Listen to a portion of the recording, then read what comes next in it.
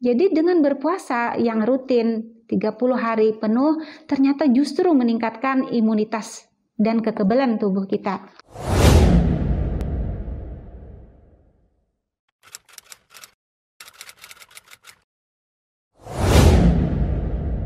Assalamualaikum warahmatullahi wabarakatuh. Alhamdulillahirrabbilalamin. Wassalatu wassalamu ala asrafil anbiya wal mursalin wa ala alihi wa sahbihi ajmain, amma ba'du. Ayah, bunda, dan pemirsa di rumah yang saya hormati dan semoga dirahmati oleh Allah Subhanahu wa Ta'ala. Puji dan syukur kita panjatkan kehadiran Allah Subhanahu wa Ta'ala karena berkat rahmat dan karunia-Nya jualah sehingga pada hari ini kita dalam keadaan sehat walafiat bertemu dalam bulan yang penuh keberkahan dan penuh keampunan, yaitu bulan suci Ramadan. Tidak lupa salawat dan salam kita haturkan kepada junjungan kita Nabi besar Muhammad SAW beserta keluarga dan sahabat-sahabat beliau. Dalam kesempatan ini saya akan membawakan sebuah kajian di dalam Ihsanul Amal Menyapa edisi sekarang. Tema yang disampaikan adalah tentang hikmah puasa Ramadan ditinjau dari segi kesehatan. Sebelumnya kita mengingat kembali pengertian atau definisi dari puasa itu sendiri. Puasa adalah menahan diri kita dari hal-hal yang membatalkan puasa sejak terbit fajar hingga terbenamnya matahari. Adapun hal-hal yang membatalkan puasa ini, ulama ijma sepakat ada 3 hal. Yang pertama, makan dan minum. Yang kedua, jima. Yang ketiga, haid, melahirkan, dan nifas. Bicara tentang makanan, kita mengetahui bahwa zat-zat makanan itu ada karbohidrat, protein, lemak, vitamin dan mineral, serta air. Namun yang utama yang menghasilkan energi dan kalori utama di dalam tubuh kita adalah karbohidrat. Untuk itu izinkan sebelum membahas tentang hikmah puasa Ramadan ini, izinkan saya menyampaikan terlebih dahulu proses pencernaan dari karbohidrat ini. Karbohidrat yang kita makan itu akan masuk ke lambung dan dipecah menjadi molekul-molekul glukosa dengan bantuan enzim-enzim di dalam air liur kita. Kemudian dia akan masuk ke usus halus, di mana di dalam usus halus ini akan terjadi penyerapan dalam bentuk glukosa atau gula darah. Namun ada juga yang terbentuk menjadi sampah dalam tanda kutip karena belum sampah yang akhir. Jadi dia yang sampah tanda kutip ini akan masuk ke usus besar dan masih terjadi pencernaan, tapi dalam porsi yang lebih kecil. Penyerapan airlah yang lebih banyak terjadi pada usus besar ini, baru akhirnya menjadi sesuatu yang benar-benar tidak digunakan lagi oleh tubuh manusia atau disebut sampah dan dikeluarkan melalui dubur menjadi kotoran manusia. Nah, glukosa hasil dari karbohidrat ini kan akan menjadi glukosa dan masuk ke dalam pembuluh darah yang disebut kadar gula darah atau glukosa tadi. Pada beberapa saat setelah kita makan, maka kadar glukosa di dalam darah kita otomatis menjadi tinggi. Proses pencernaan tadi di lambung itu selesai dalam 3 jam. Proses pencernaan di dalam usus halus dan usus besar itu selesai dalam 5 jam. Artinya totalnya 8 jam. Itu sebabnya kita makan 3 kali sehari dengan jarak 8 jam, yaitu makan pagi, makan siang, dan makan malam. Tapi apakah karbohidrat ini akan 8 jam baru sampai ke pembuluh darah dan menjadi glukosa? Tidak seperti itu, karena karbohidrat ini terbagi lagi menjadi yang seratnya sederhana dan seratnya yang kompleks. Kalau karbohidrat ini seratnya yang sederhana, dia bisa langsung ke pembuluh darah, tidak harus 8 jam, bahkan 15 menit pun sudah bisa menjadi glukosa di dalam darah. Kecuali yang agak lambat adalah yang berupa karbohidrat dengan serat yang kompleks. Nah, di dalam pembuluh darah tadi beberapa saat setelah kita makan, kadar glukosa akan tinggi.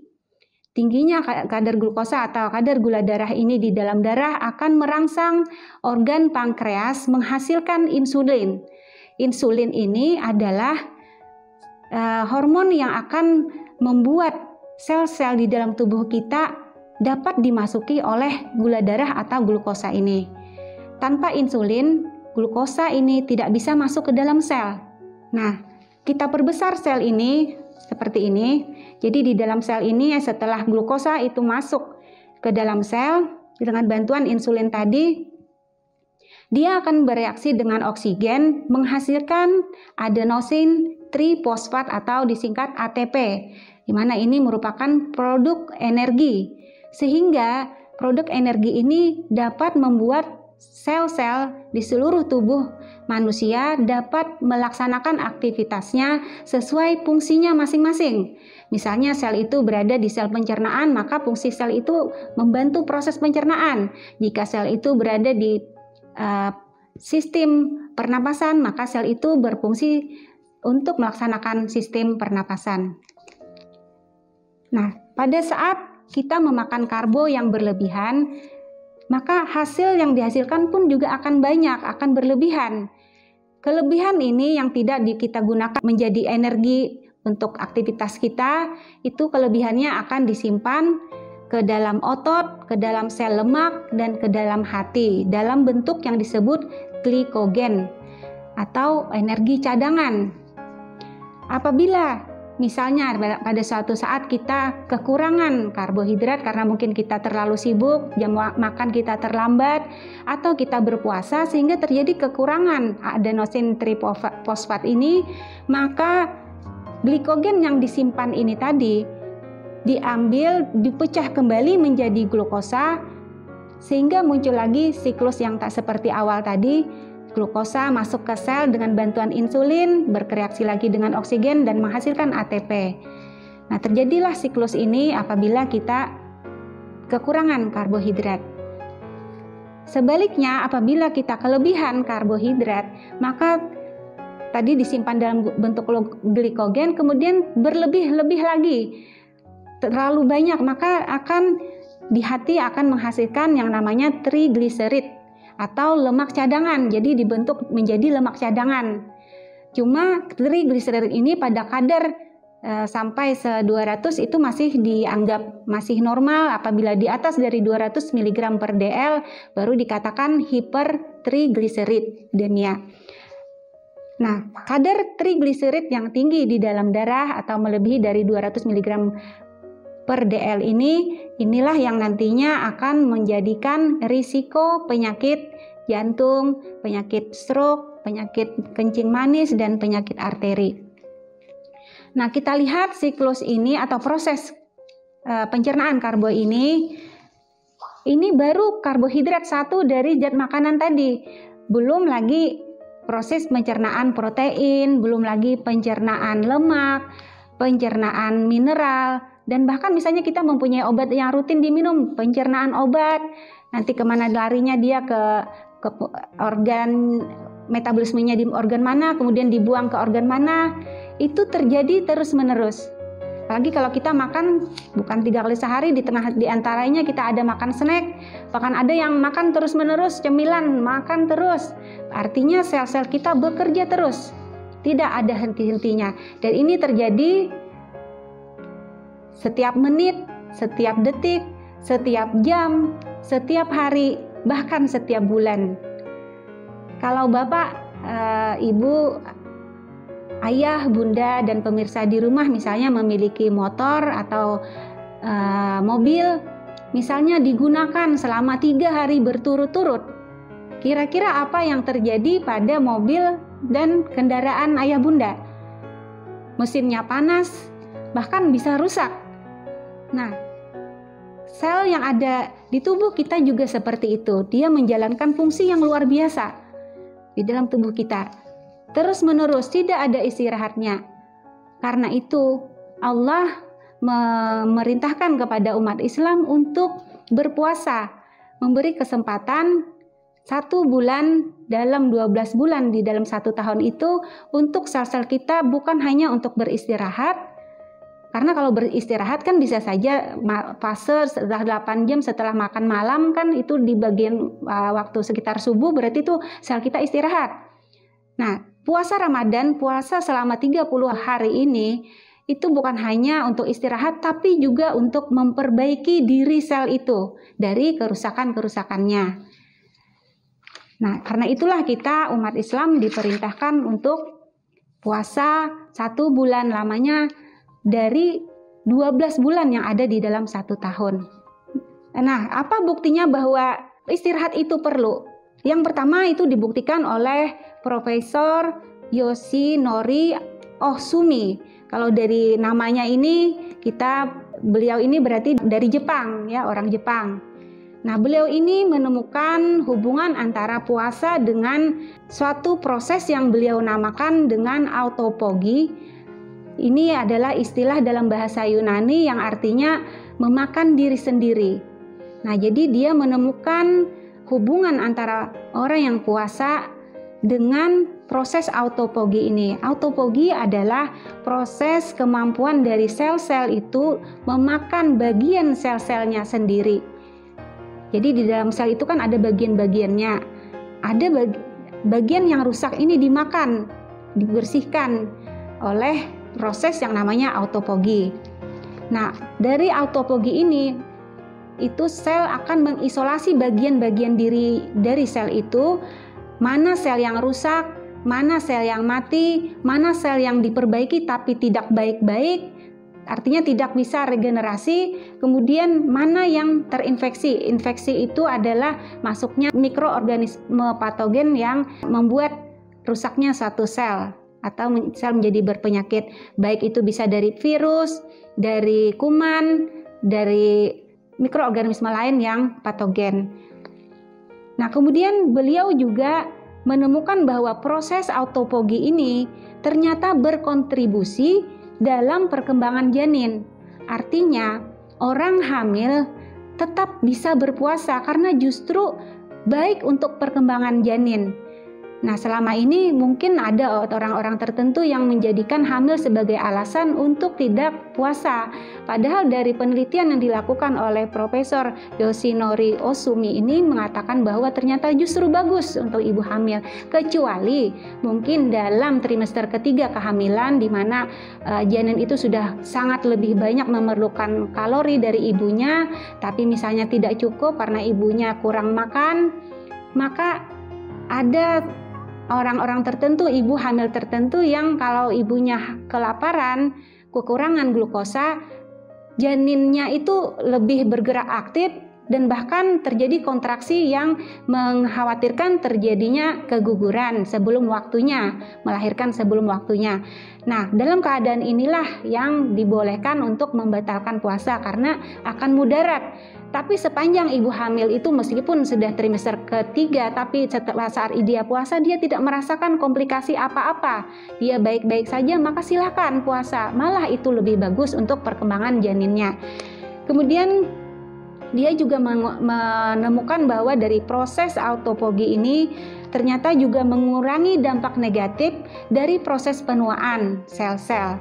Sehingga dalam kesimpulannya Profesor Yoshinori Ohsumi berkesimpulan bahwa dari proses autophagy ini ternyata dapat menjaga kesehatan tubuh secara menyeluruh.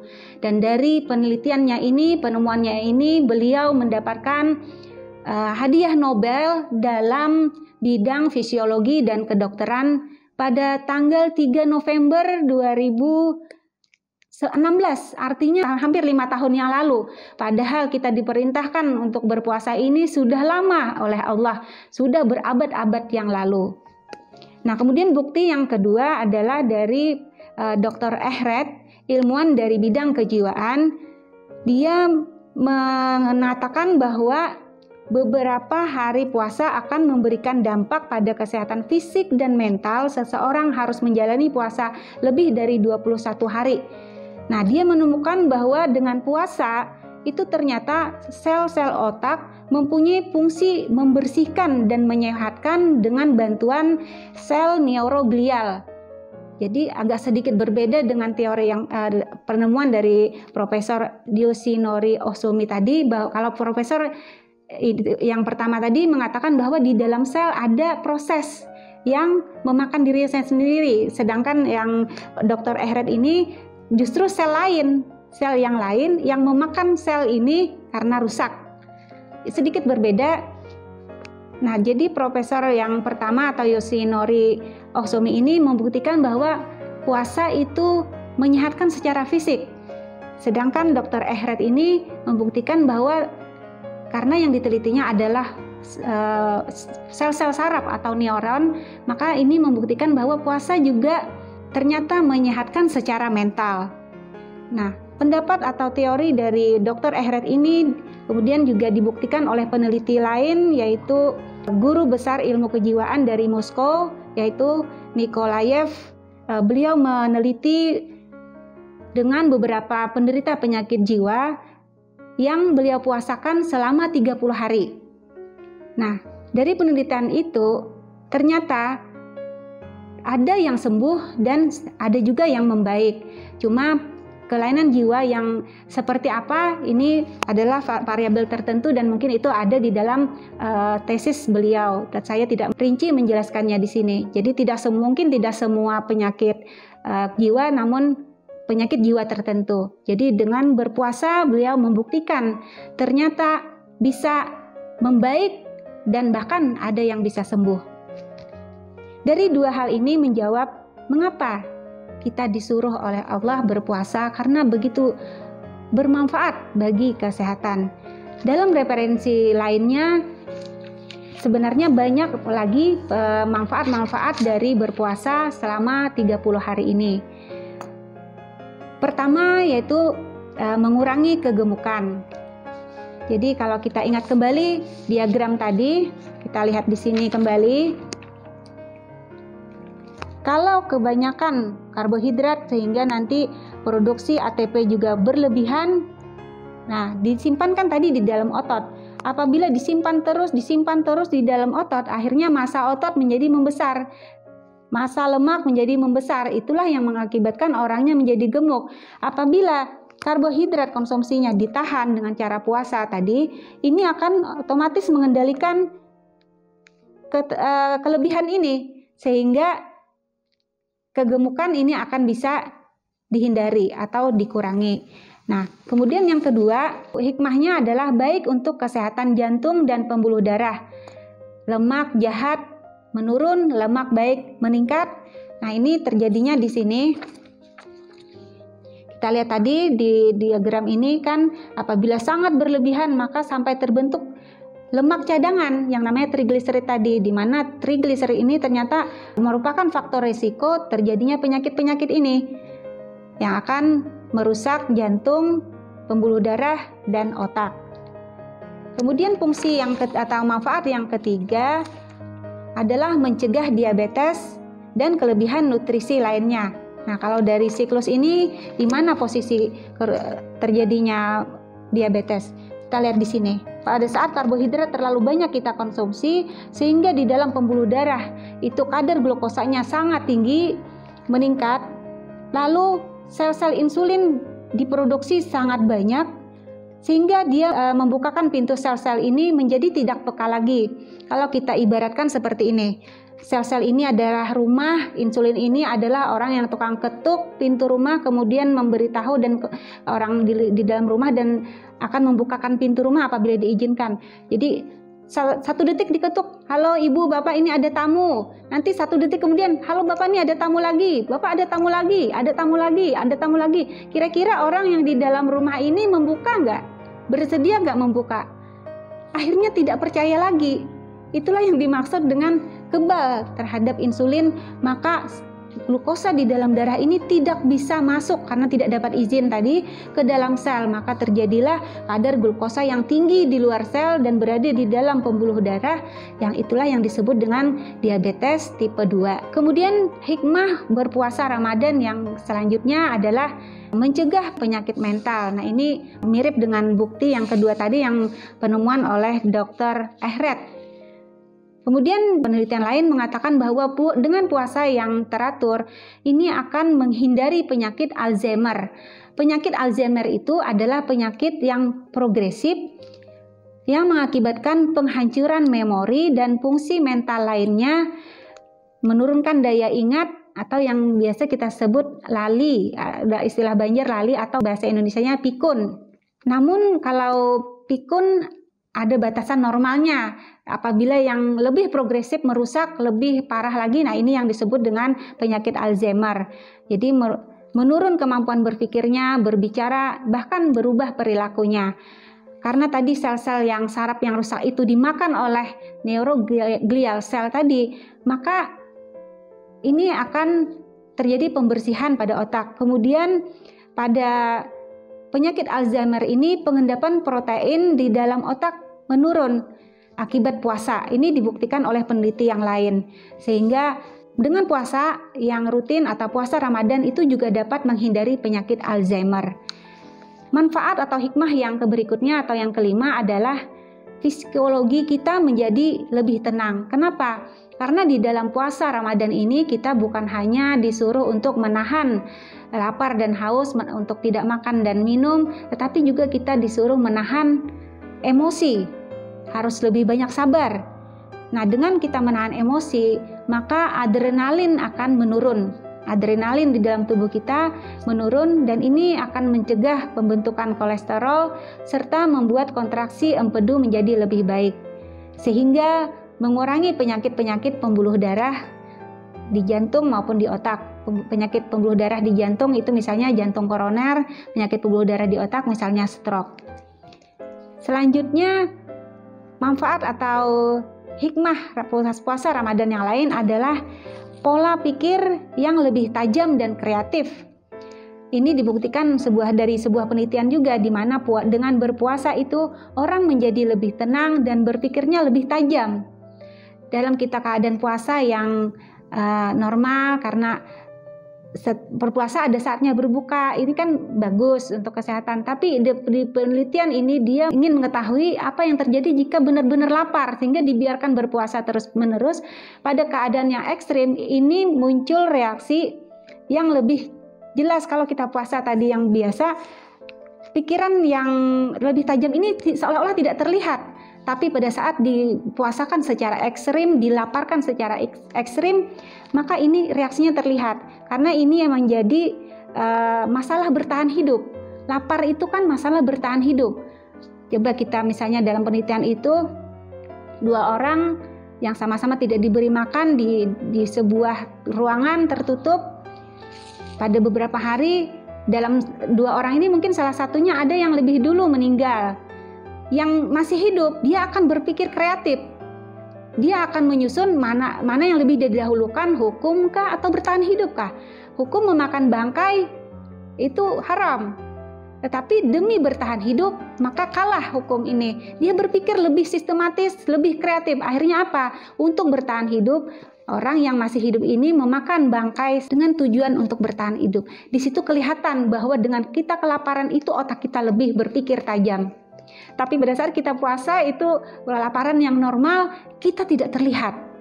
Nah, ini bukti bahwa dengan puasa sebenarnya otak kita lebih tajam. Kasat matanya kita lemah, padahal otak kita lebih tajam. Nah, selanjutnya yang ketujuh, bahwa dengan puasa Ramadan kekebalan tubuh kita meningkat. Ini sama juga, secara kasat mata kita puasa justru lemas, terlihat lemas. Tapi dalam penelitian tingkat sel, ternyata limfosit kita yang berpuasa itu justru meningkat 10 kali lebih banyak. Kita ketahui bahwa limfosit itu adalah tentara tubuh kita, imun kita. Jadi dengan berpuasa yang rutin 30 hari penuh, ternyata justru meningkatkan imunitas dan kekebalan tubuh kita. Itu diteliti dan terbukti dalam penelitian. Yang ke-8 adalah puasa ternyata menyehatkan ginjal. Mengapa? Nah, ginjal ini saya umpamakan kalau di rumah tangga itu seperti mesin cuci, membersihkan pakaian yang kotor. Kalau pakaiannya banyak, dimasukkan semuanya melebihi dari kemampuan ginjal, ginjal akan rusak. Nah, kemudian dari suatu penelitian ternyata tekanan osmosis urin atau kencing di dalam ginjal Pada saat puasa itu berkisar 1000 sampai 12.000 mili osmosis per kilogram air, dan ternyata tekanan segini adalah tekanan osmosis yang mana ginjal bekerja paling optimal. Jadi dengan berpuasa itu mengakibatkan ginjal kita tidak kelelahan karena itu kadar yang pas untuk ginjal bekerja lebih maksimal. Jadi dia akan menyehatkan fungsi ginjal. Selanjutnya yang ke-9, dengan berpuasa Ramadan ini akan menawar sakit pada persendian. Mengapa? Karena dengan puasa yang teratur ternyata dari hasil penelitian meningkatkan sel-sel penetral alami tubuh. Di mana dari penelitian itu dia menemukan korelasi yang bermakna antara meningkatnya kemampuan sel penetral ini dengan membaiknya radang sendi. Jadi puasa juga bermanfaat untuk memperbaiki peradangan pada sendi-sendi. Yang terakhir yang kita rangkum, padahal mungkin yang banyak yang kita belum tahu, mungkin masih banyak ini manfaat dan makna dari hikmah dari berpuasa. Ini yang ke-10 adalah performa seksual meningkat pesat. Ini juga dari hasil penelitian di mana puasa ternyata menurunkan nafsu seksual dan kadar hormon testosteron. Akan tetapi ini hanya sementara. Mungkin seperti ini, pada saat kita puasa pertama, hari kedua, hari ketiga itu kan lemah kita. Lemah karena beradaptasi dulu. Tapi hari selanjutnya tergantung masing-masing daya ketahanan dan proses adaptasi di dalam tubuh seseorang. Mungkin hari keempat, ada yang mungkin hari kelima itu sudah terjadi adaptasi di mana sudah merasa puasa itu biasa. Yang tidak biasa itu yang hari pertama, kedua, ketiga, yang sekitar hari-hari pertama. Nah, pada saat sudah terbiasa, sudah beradaptasi itulah justru kadar testosteron ini meningkat dan performa seksual menjadi meningkat. Mungkin ini juga bisa dari teori yang sudah kita ketahui bahwa produksi sperma dari laki-laki itu yang dikumpulkan dulu di dalam yang namanya epididymis, di mana epididymis ini kan penuh setelah 3 hari. Dan setelah 3 hari itu muncul reaksi untuk mengeluarkan sel-sel sperma, bisa melalui mimpi, bisa melalui hubungan suami istri. Nah, jadi fase setelah berpuasa yang sudah mengalami adaptasi dan kita sudah terbiasa dengan puasa itu, maka performa seksual justru akan meningkat. Jadi itu yang bisa saya kumpulkan dari hikmah berpuasa Ramadan ditinjau dari kesehatan. Akan tetapi ada hal yang penting yang ingin saya sampaikan di sini. Kita dari kajian ini sudah mengetahui dan lebih memahami bahwa ternyata dengan puasa itu ternyata menyehatkan, banyak manfaatnya. Jangan sampai karena kita mengetahui bahwa ini ternyata bagus untuk kesehatan, lalu kita berpuasa. Jadi niat kita berpuasa menjadi salah. Dan ini juga diperingatkan oleh ulama-ulama kita, dan dalam kesempatan ini saya mengajak untuk ayah, bunda, dan pemirsa di rumah juga agar berhati-hati. Jangan sampai kita melakukan puasa bulan Ramadan ini karena manfaat duniawi. Wah, aku nanti mudah-mudahan nanti tidak gemuk lagi, aku jadi ideal berat badannya. Atau nanti berpikir mudah-mudahan aku tercegah stroke, mudah-mudahan radang sendiku berkurang. Mudah-mudahan yang tujuannya adalah duniawi, manfaat duniawi. Padahal puasa ini kan sebenarnya untuk mendapatkan keridaan Allah Subhanahu wa taala. Jadi niat kita berpuasa bukan karena tujuan duniawi, tapi benar-benar karena Allah taala. Lillahi ta'ala. Berpuasalah karena aku, kata Allah. Berpuasalah karena aku, maka aku yang akan membalasnya. Jadi berpuasa itu karena Allah. Masalah nanti kita sehat karena diberi oleh Allah, itu pemberian Allah, bukan tujuan kita. Nah, ini yang sangat hati-hati karena tidak ada gunanya kita berpuasa tapi niatnya salah. Jadi tidak lillahi ta'ala. Demikian yang bisa saya sampaikan tentang hikmah atau manfaat puasa bulan Ramadan ditinjau dari segi kesehatan. Mudah-mudahan kajian ini menambah pengetahuan kita, kemudian juga menambah keimanan kita, karena tadi seperti ayah bunda lihat dalam siklus ini, di dalam sel saja yang kecil berukuran mikron seperti ini, seperti pabrik prosesnya. Sementara sel di dalam tubuh kita ini ribuan, miliaran, bekerja seperti ini, ribuan pabrik ada di tubuh kita. Begitu sempurnanya Allah menciptakan manusia. Semoga ini akan lebih membuat kekaguman kita kepada Allah Subhanahu wa ta'ala. Allahu Akbar, Allahu Akbar, Allahu Akbar. Akhirnya segala salah dan hilaf itu murni dari saya. Hanya Allah kebenaran yang hakiki. Dan saya sudahi dengan wabillahi taufik wal hidayah. Assalamualaikum warahmatullahi wabarakatuh.